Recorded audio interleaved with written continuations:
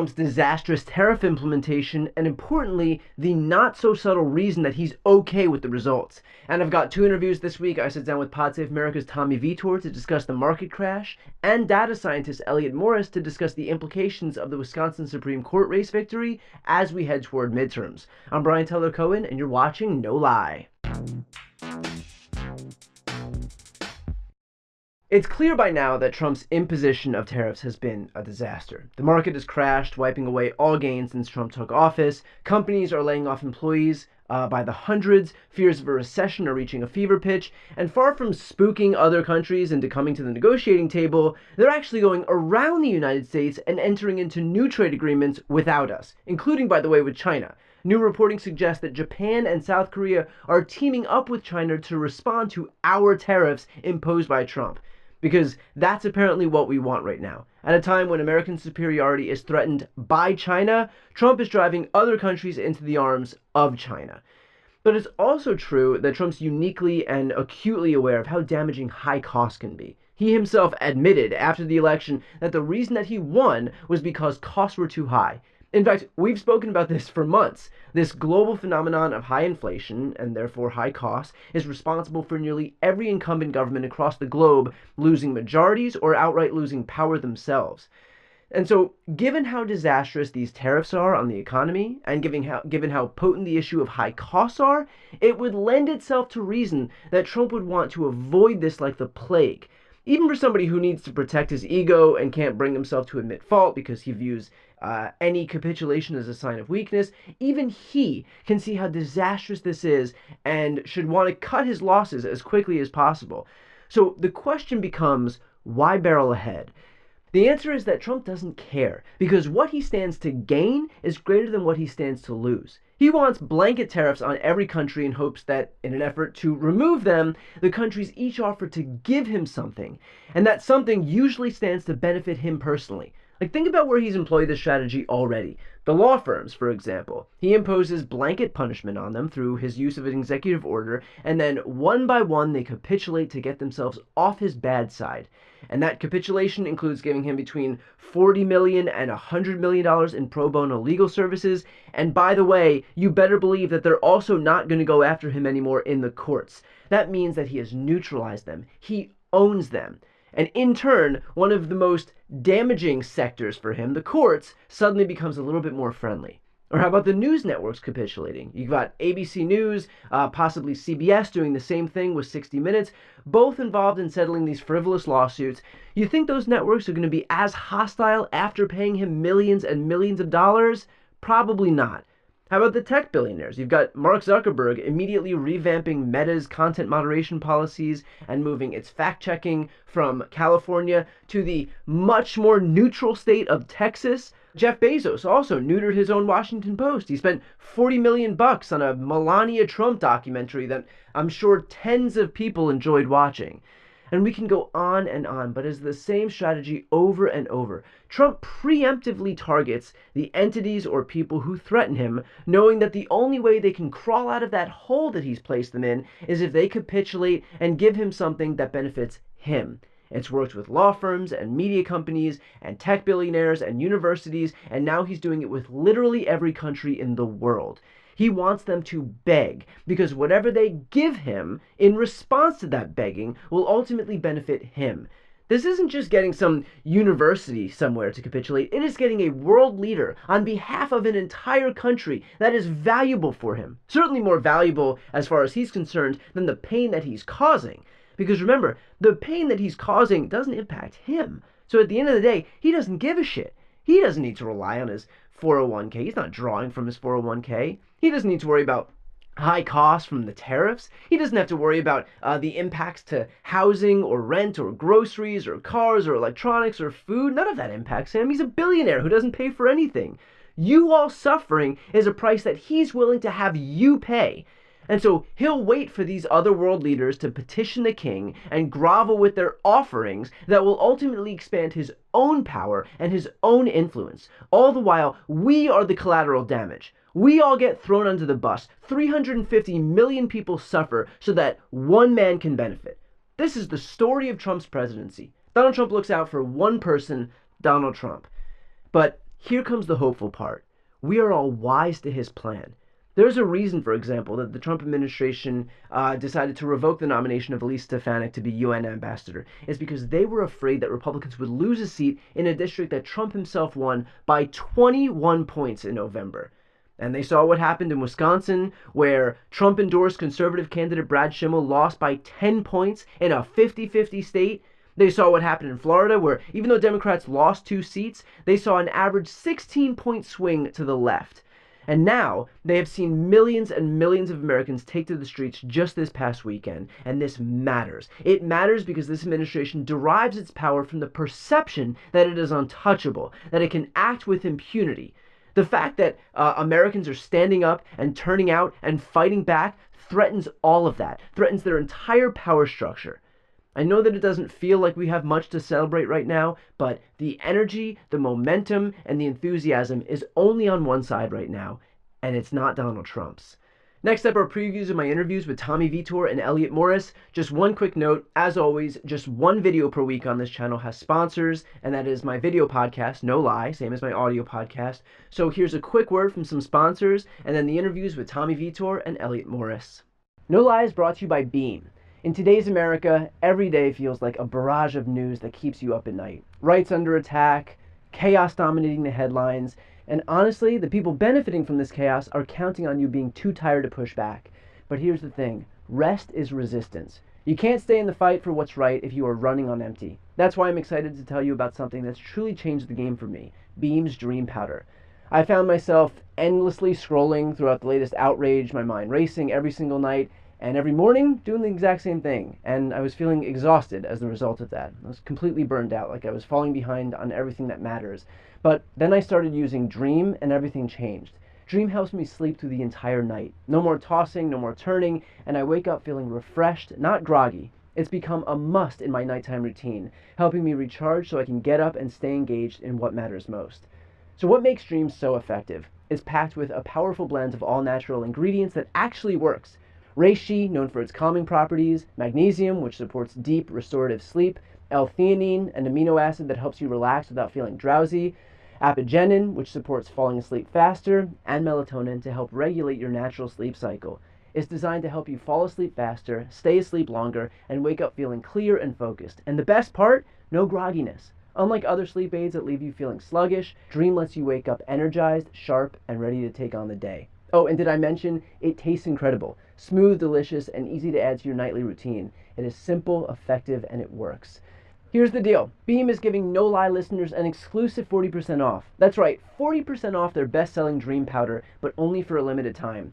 All you need to do is go to shopbeam.com/BTC and use code BTC at checkout.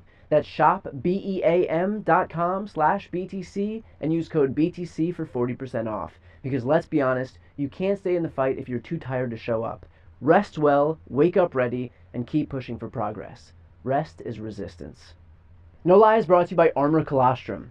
So why are elite athletes, business moguls, and high performers using Armor Colostrum? Armor Colostrum is nature's first whole food with over 400 bioactive nutrients working at the cellular level to build lean muscle, accelerate recovery, and fuel performance, all without artificial stimulants or synthetic junk.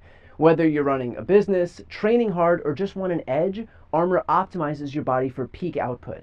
I have a tendency to eat poorly, especially when I'm stressed, and these are kind of stressful times. The benefit for Armor Colostrum is that it fortifies gut health. That combats bloating and makes me feel lighter. Probiotics are often touted as the gut health solution, but they only address one part of the 4-part gut wall, and most products on market are dead before they even reach your gut. Armor Colostrum naturally fortifies your entire gut wall system, optimizing your microbiome and strengthening the gut wall architecture, which can guard against irritants that can trigger symptoms like bloating and constipation. And beyond that, it also strengthens immunity, ignites metabolism, vitalizes hair growth, enhances skin radiance, and fuels performance and recovery. We've worked out a special offer for my audience. Receive 15% off your first order. Go to tryarmor.com/BTC or enter BTC to get 15% off your first order. That's tryarmra.com/BTC. Trump left office with probably one of the worst economic environments in modern American history. At a 2.5% contraction of the economy. The unemployment rate was at 6.3%. Yeah. He had lost 2.9 million jobs. and people still do think back to the first Trump term Right. with rose-colored glasses. And so, do we risk being in a scenario where the same thing happens, where we are watching the stock market crash in real time, and all of our trading partners alienate us around the world, and yet there is just this such a massive disconnect between Earth One, where we all live, and what the Trump cult thinks about dear leader, Yeah. that this might be a thing where it doesn't even stick, in very much the same way that people think that Trump presided over some gangbusters economy, when again it was the worst economy that we'd had since the Great Depression. Yeah, look, there's risk, and also like we just don't know what could happen. There could be some like exigent event that completely changes the conversation, that redefines our political reality, like terrorist attack, a natural disaster, like Right. God help us, right?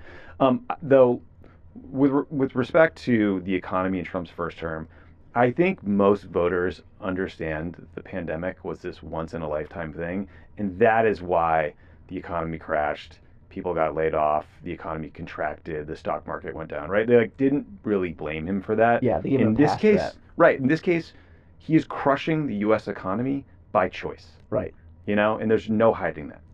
That's the perfect point. I mean, this is the first recession that we will enter into that is both unilateral and completely Right. voluntary, and it's coming off the heels of a gangbusters economy that we were in, that was inherited by Joe Biden. I mean, we had God knows how many months of job growth, and hundreds of thousands of jobs added on a monthly basis, around 4% unemployment, which is Hmm. roughly at a 50-year low, and a record high stock market. And took all of those things and kind of threw them away because he decided that he wanted to feed his ego and try and show everybody that he's a tough guy. Right. And I think the most ironic part of all of this is he was so certain that every other world leader would capitulate because he has such a distorted perception of how the people around him act, Hmm. because he is surrounded by the most groveling, sycophantic, obsequious hangers on with their mouths latched onto his ass. And so, like, that really screws with how somebody perceives the people around them. And then he comes across people like Emmanuel Macron and Mark Carney, the Prime Minister of Canada, and they're like, "Fuck this guy." Yeah, I mean, one thing Trump has done is reawaken nationalism in a lot of countries where we hadn't seen it in a while. Like the Canadians are furious, and they should be. I mean, he's joking about annexing the country. He's literally trying to crush their economy through tariffs. So these people hate him, and the political incentives for someone like Mark Carney are to fight Trump tooth and nail, to not cut a deal, to look tough.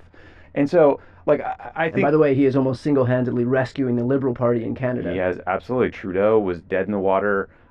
People thought the Conservatives were going to win by 10 or 20 points, and now it's a dead heat.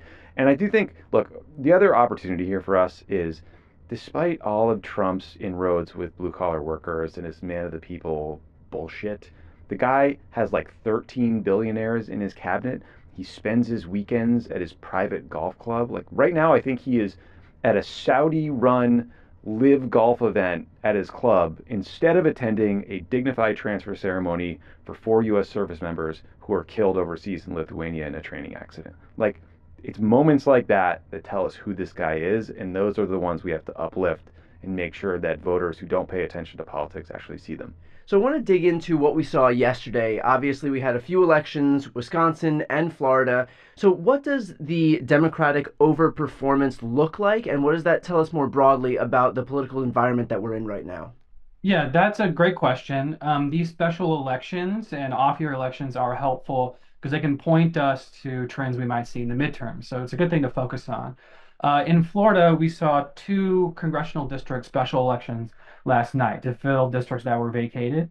In the first district, there is a 16 percentage point overperformance for Democrats. So what that means is that Donald Trump won one of those districts by 30 points last year. The Republican candidate only won by 14 last night. So that's a 16-point swing in that district. In the next one, there was a 22-point shift, and that was in a redder district, Florida's first congressional district. So what we're seeing Which here, is Matt Gaetz's former district, by that the Gates' way. former district, that's red. The other one is vacated by Mike Waltz. So what we're seeing here is that there's some change in the electorate. Either people are changing their mind, against the administration. We can talk about why. Or Republicans aren't turning out as much as they were previously, or some combination of the two. We also saw this last night in the Wisconsin Supreme Court race, where Susan Crawford beat Brad Schimmel by about 10 points in the final count, which is also an 11-point shift from 2024 when Kamala Harris lost it by 1 point. So in the Wisconsin race, more Republican precincts in the state had much lower turnout. So those Republicans, we think, are just tuning out from the electorate, giving Democrats the ability to do well. And even in Democratic areas, the Democrats and liberal candidates are overperforming. And how do those relate to what we saw last week? I know we don't have a lot of data points here, but we do have Florida and Wisconsin yesterday. Last week we had two special elections in Pennsylvania. Pennsylvania is generally a pretty good state to glean some information from because it's a battleground state. Yeah, that's right. I mean, at this point, we have data from both battlegrounds, Wisconsin and Pennsylvania. And in this Pennsylvania district, I believe Senate District 36, that's the state legislative district, the Democratic candidate also did 16 points better than Kamala Harris did in 2024. So we have data from those swing districts, and then we also have data from a very, very red districts in a red state, Florida. And they're all showing the same thing, which is a combination of Republicans tuning out from politics, tuning out from supporting the administration. I mean, if they don't vote, like you can say maybe they'll vote next time, but they're not voting, and that's the important thing right now, and that's the important thing for the midterms. And then you also see independents and Democrats moving even more supportive of left-leaning candidates. So that should portend pretty good Democratic performance for 2026 if that holds. To watch the full interviews with Tommy and Elliot, click the thumbnails right here on the screen or check out the interviews playlist on my YouTube channel. You can also click the thumbnail on the screen to listen to the audio version of this episode, and of course to see more of my content, the subscribe button's on the screen as well.